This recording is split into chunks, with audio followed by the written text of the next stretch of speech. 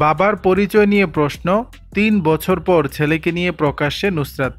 টলিউডের প্রথম সারির নায়িকাদের একজন নুসরাত জাহান। তবে ক্যারিয়ারে তিনি যতটা সফল, ব্যক্তিগত জীবন নিয়ে ততটাই বিতর্কিত। প্রেম, বিয়ে, বিচ্ছেদ, রাজনীতি, নানা কারণে সংবাদের শিরোনাম হয়েছেন এ নায়িকা।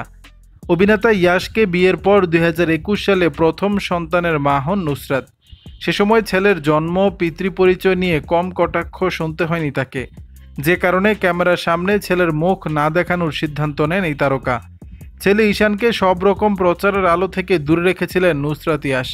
৩ বছরেও ক্যামেরার লেন্স খুঁজে পায়নি এই তারকা দম্পতির সন্তানকে। তবে এবারই প্রথমবারের মতো ফাঁস হলো ঈশানের ছবি। গত ৫ মে ছিল অভিনেত্রী কোয়েল মল্লিকের ছেলের জন্মদিন, যেখানে উপস্থিত ছিলেন নুসরাত ও তার ছেলে ঈশান। সেখানেই ক্যামেরায় ধরা পড়েছেন তারকাপুত্র।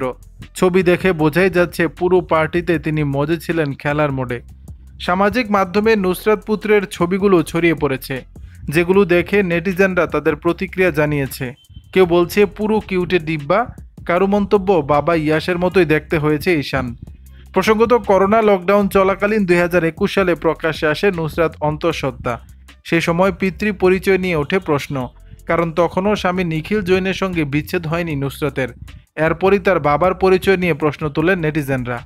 দর্শক, বিষয়টি নিয়ে আপনাদের মতামত জানাবেন নিচের কমেন্ট বক্সে।